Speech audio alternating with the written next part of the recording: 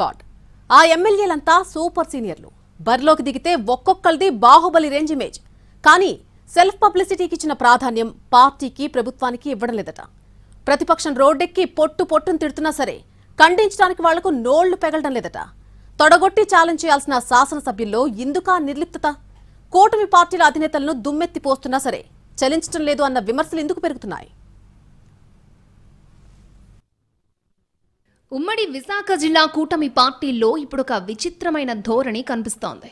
మొత్తం 15 స్థానాలకు గాను ఎన్డీఏ 13 చోట్ల విజయం సాధిస్తే పాడేరు, అరకు సీట్లలో వైసీపీ పట్టు నిలబెట్టుకుంది. జనసేన ఏకంగా 4 సీట్లు గెలుచుకుని ఇక్కడి నుంచే పటిష్టమైన రాజకీయ శక్తిగా ఎదిగేందుకు ప్రణాళికలు చేసుకుంటోంది. అటు రాష్ట్ర ప్రభుత్వం ఇటీవల ఉత్తరాంధ్ర అభివృద్ధి మీద ఫోకస్ చేయడంతో అనేక కొత్త ప్రాజెక్టులు పట్టాలెక్కుతున్నాయి. డేటా సెంటర్స్, పెద్ద పెద్ద ఫ్యాక్టరీలు, ఇతర పెట్టుబడులతో ఒక రకమైన అభివృద్ధి వాతావరణం క్రియేట్ అవుతోంది. అయితే దీన్నే క్యాష్ చేసుకుంటూ రాజకీయంగా వాడుకోవడంలో విఫలమవుతున్నాము అన్న చర్చలు కూటమిలో జరుగుతున్నాయట. జరుగుతున్న అభివృద్ధి మీద టీడీపీ అధినాయకత్వం విస్తృతంగా ప్రమోషన్ చేస్తుంటే పార్టీ శాసనసభ్యులు మాత్రం ఆ విషయంలో వెనకబడుతున్నట్టుగా చెప్పుకుంటున్నారు.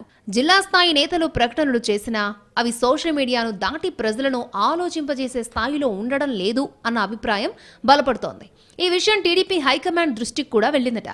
ఉమ్మడి జిల్లాకు వస్తున్న ప్రాజెక్టులపై ప్రభుత్వం చేస్తున్న ప్రకటనలను వైసీపీ వెంటపడి మరీ క్రెడిట్ చోరీ ఆరోపణలు చేస్తోంది.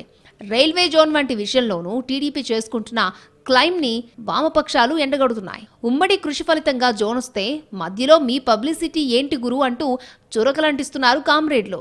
కేకే లైన్ లేకపోతే జోన్ వల్ల ప్రయోజనమేంటో చెప్పాలని, డేటా సెంటర్ల వల్ల వచ్చే ఉద్యోగ ఉపాధి అవకాశాలపై నిజాలు బహిర్గతం చేయాలని వైసీపీ డిమాండ్ చేస్తోంది. ఆ రకంగా విపక్షాలు ధ్వజమెత్తి ప్రభుత్వాన్ని ఇరకాటంలోకి నెట్టేస్తుంటే తలుపు చెక్కలతో తగులుకోవాల్సిన కూటమి ఎమ్మెల్యేలు తమలపాకులు పట్టుకుని తిరుగుతున్నారనే అపప్రద ఉంది. ఇక రిటైర్డ్ ఐపీఎస్ అధికారి ఏబీ వెంకటేశ్వరరావు ఇటీవల విశాఖ వేదికగా ప్రభుత్వం ముందు కీలక అంశాలను చర్చకు పెట్టారు. అభివృద్ధి పేరుతో ప్రజలకు ఇబ్బందులు ఎదురైతే వాటిని పరిష్కారం కోసం ఉన్న మార్గాలేంటో చెప్పాలని డిమాండ్ చేశారు. ఆయన్ని ప్రభుత్వం ఎంత సీరియస్ గా తీసుకుందో తెలియదు, కానీ ఒక సెక్షన్ ప్రజల్లో విస్తృతమైన చర్చ అయితే జరిగింది. చేసిన అభివృద్ధి ప్రజలకు చెప్పండి హైకమాండ్ పోరు పెడుతున్నా ఎమ్మెల్యేలు మాత్రం తూతూ మంత్రం వ్యవహారాలే చేస్తున్నారట. ఇక ఎమ్మెల్యేలు నియోజకవర్గ స్థాయిలో నిర్వహిస్తున్న గ్రీవెన్స్లలో ఎక్కువ సామాజిక పెన్షన్లు, వైద్య సంబంధిత అభ్యర్థనలు కావడంతో వాటిని పరిష్కరించడం జటిలంగానే ఉందని అంటున్నారు. ఈ కారణాలను చూపించి కొంతమంది ఎమ్మెల్యేలు ప్రజలకు కూడా దూరంగానే ఉంటున్నట్టు పార్టీ వర్గాల్లో గుసగుసలు ఎక్కువయ్యాయి. పులి మీద పుట్రల పెట్రోల్ డీజిల్ బాధుడు తోడైందని క్యాడర్ కలవరపడుతోంది. అటు వైసీపీ మాత్రం గట్టిగానే ఇరుకును పెడుతోంది. కానీ కౌంటర్ చేయాల్సిన ఎమ్మెల్యేలు మాత్రం కామ్ గా ఉండడం టీడీపీ పెద్దలకు కూడా మింగుడు పడ్డం లేదట. ఎవరికి వాళ్ళు నియోజకవర్గం, అక్కడ పరిణామాలు చూసుకుంటున్నారు తప్ప విపక్షాన్ని ఇరుకును పెట్టే పరిస్థితి కనిపించడం లేదని అంటున్నారు.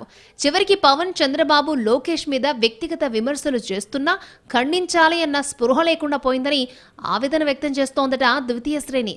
పల్లా శ్రీనివాస్, అనిత, బండారు లాంటి నేతలు కొంతమేర ఎదురుదాడి చేస్తున్నా వాళ్ళ టార్గెట్ డైరెక్ట్ గా ప్రతిపక్ష నేత కావడంతో పెద్దగా ప్రజల్లోకి చేరడం లేదు.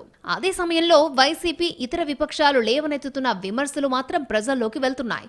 ఇటీవల పెన్షన్స్ కి సంబంధించి మాజీ ఎమ్మెల్యే వాసుపల్లి గణేష్ కుమార్ నిరసన చేశారు. ఈ సందర్భంగా డిప్యూటీ సీఎంపై వ్యంగ్యాస్త్రాలు, సీఎంపై ఏకవాక్య ప్రయోగాలు చేశారు. కానీ నిశితమైన, నిర్దిష్టమైన ఆరోపణలు వస్తున్నప్పుడు వాటిని ఖండించడం, నిలబెట్టి కడిగేయడంలో అధికార కూటమి ఎమ్మెల్యేలు విఫలమవుతున్నారు అన్న అసహనం 3 పార్టీల ద్వితీయ శ్రేణిలో పెరుగుతోందట. వాళ్లల్లో చలనం కోసం పార్టీల పెద్దలు ఏం చేస్తారు, చేసిన రియాక్షన్ ఎలా ఉంటుంది అన్న డౌట్స్ క్యాడర్లో పెరుగుతున్నాయి.